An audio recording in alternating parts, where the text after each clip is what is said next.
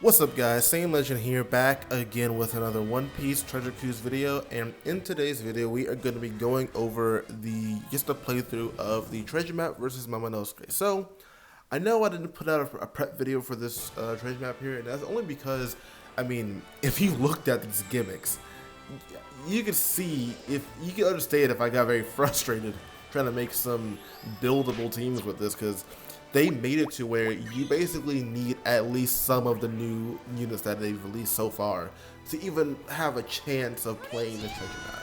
But obviously, if you can get around that somehow using some teams, you're probably gonna have to use unboosted units. Then go ahead and do so. But man, they really made it difficult this time around, especially with the intrusion, the boss battle, and even like one of the main bosses, Marco.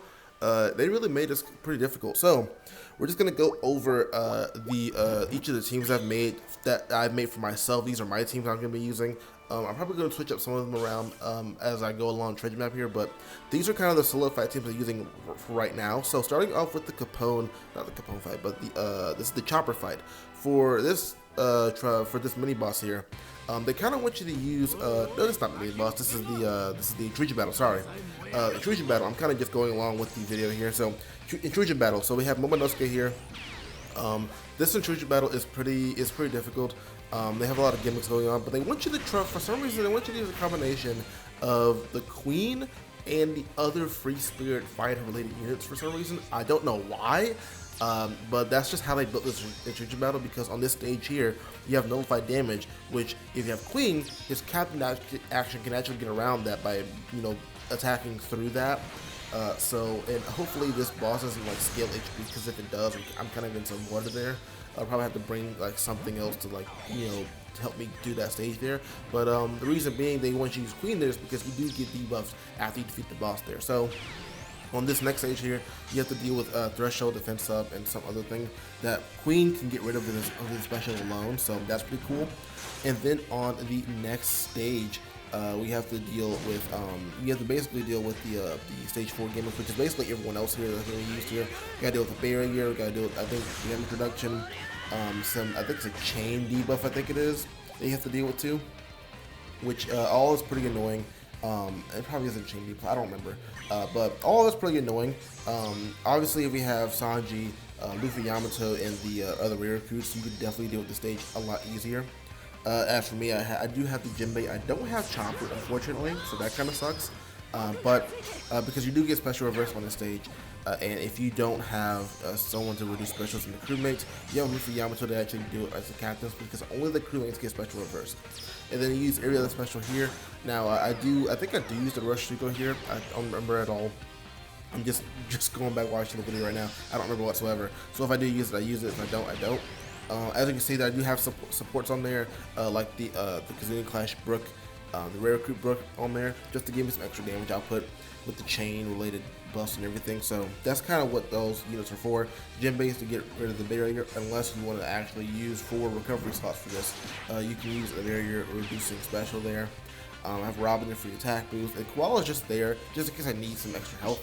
But I mean, I really don't, so it doesn't matter too much. She just does a point booster at that point. But yeah, this is the team I'm using for the Intrusion Battle. It's probably going to be the team I'm going to be using for the rest of the map here.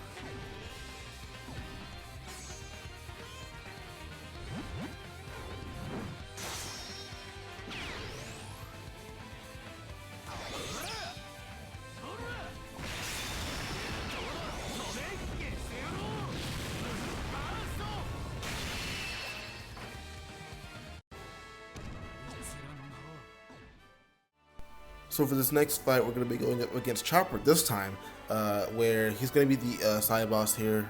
He's a very easy boss, actually.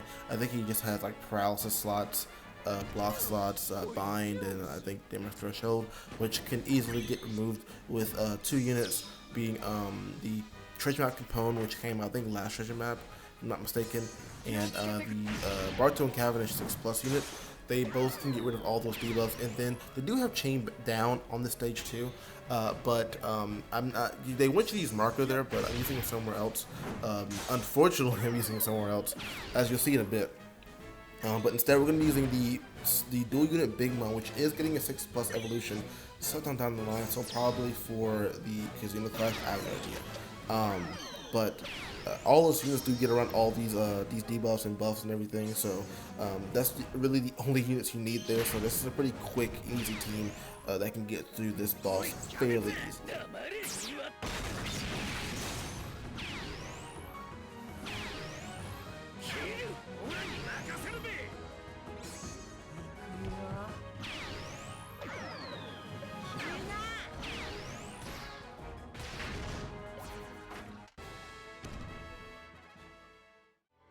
Alright, so for this next fight, and probably the next couple of ones, this is probably where it gets a little bit more tricky. This one's not too much, but this is the ulti fight where you do have to deal with damage limiters. So what they want you to do is that they want you to use the Straw Hat Crew to take the 2 turns to actually defeat the boss here, because if you don't know, the Straw Hat Crew, the size Straw Hats, they do all have 3-turn buffs. So they want you to use those buffs to get through 2 turns of ulti. But if you have 6+ Frankie instead, you can actually use him as a captain and activate his captain action, and then use a fighter unit to actually just blast through the damage limiter, because it does bypass it, and that it just makes it a lot easier. But do watch out, because ulti does have resilience. So the thing I'm using here, as you can see there, I'm using the Hawking special on stage 2 to get 5 turns of end turn damage to actually take care of the resilience there. Now, the defense up that happens with ulti, you can get rid of it by using the Zoro special, as you'll see here.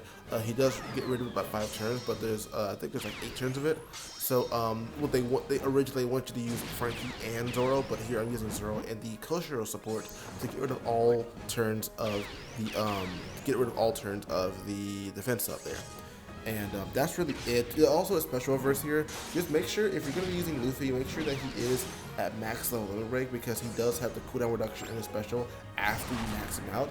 If you don't, you might have to use support to reduce his special or something like that, to reduce his special, like Relay or something like that, so you can get his specials and everything. But it's a really easy fight with this team there. Now, looking at this next team against Jack, this is where things really start getting tricky, because he does have an interrupt on the last stage. Now, just to explain it, Jack is a quick unit, a strength unit, so they want you to use quick characters. So the way Jack works is that he's going to bind your bottom rows for 5 turns, 2 after sockets, and if you try to remove the bind, he will interrupt you and just give you more bind, the same number of turns. But he'll only do it once. So what they want you to do is use the Roger special, which I do use here from the PKA game mode. He does have triple special launch, so that you can actually remove bind up to 3 times. In total, it is 6 in a special, but you get to activate it up to 3 times in a run. So when you activate it the first time, you get rid of it. Jack applies it again, and then you do it the second time, and then nothing happens. But when you kill him, he does do bind once more, so then you can use the special one more time. Here, I just use the support to get around the bind, so I don't have to deal with the animations of the interrupt. And then on the revive, I can just use Carrot Wanda here that I'm using as a captain to bypass the barrier that he does put up. So this becomes a very, very easy fight. I may have to optimize this team a little bit more, just so I can have a little more quick units on here, so I can deal more color advantage, type advantage against Jack here. But for right now, this team is fine, because the HP isn't that big anyway.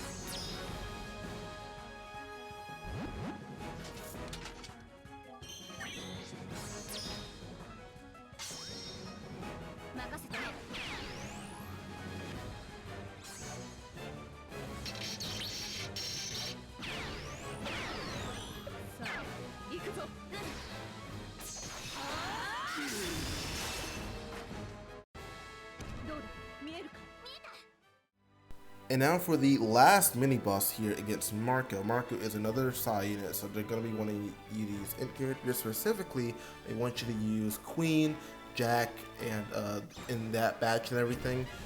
This one is pretty annoying. I think I do mess up in this one because they want you to use Queen's Captain Action. If you have your own Queen, you want to use his Captain Action on stage 2, so you can bypass the effects that happen, I think, on death and on the next stage.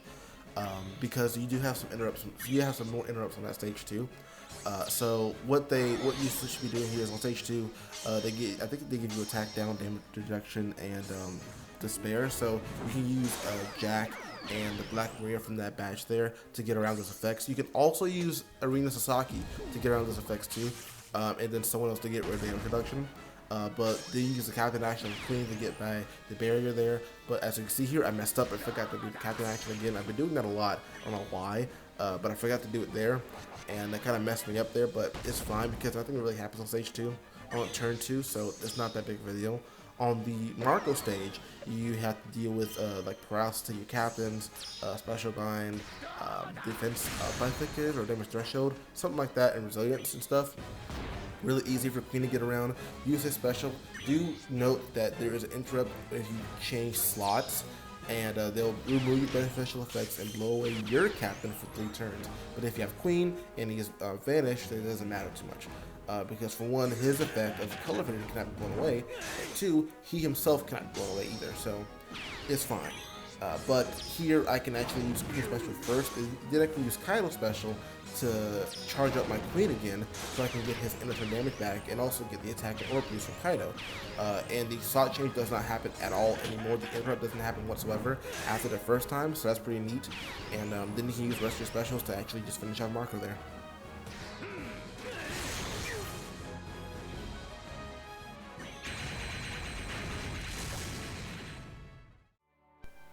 Now, time for the biggest blunder of this video, which is the boss stage of the treasure map. Now, do note, I mess up terribly on this. I, for some reason, do everything wrong. My first mistake was taking out Sabo from this team, because originally I had the treasure map Sabo, the Dex one, and that was actually working fine. And then I was like, you know, I probably should try something else. I tried using versus Yamato as my captain and Marco as the crewmate there, and that didn't really work out too well with me, so I switched back to doing Luffy. And I forgot to put Sabo back in here because Sabo is able to proc the super class special of Luffy, being able to use my specials here. And I had to actually just deal with the fact that I didn't have the specials because Marco doesn't charge anyone else's specials but his own. So it really does suck that I had to actually stall here, which I will skip over here as you'll see in a minute. I skip over it because I don't want to deal with it. Because you do get special reverse by like what 4 or 5 turns after turn 1, so it's a crap show.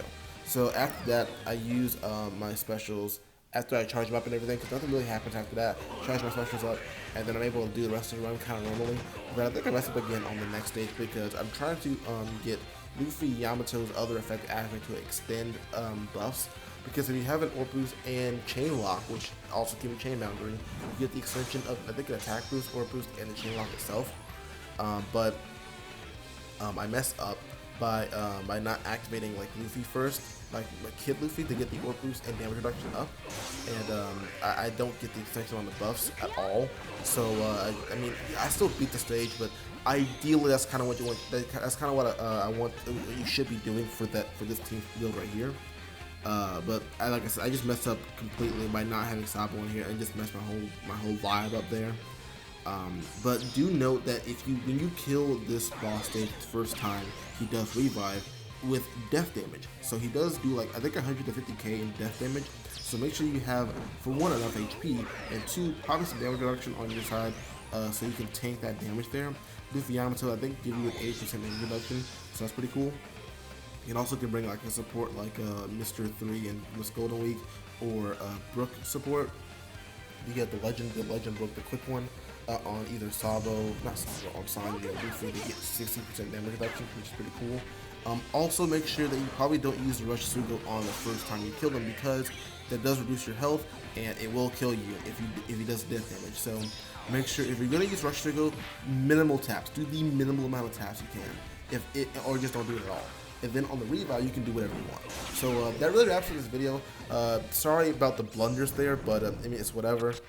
I really hope you guys enjoyed today's video, and if you did, please leave a like, comment down below, and subscribe. It really helps the channel out, and I will see you guys in the next video.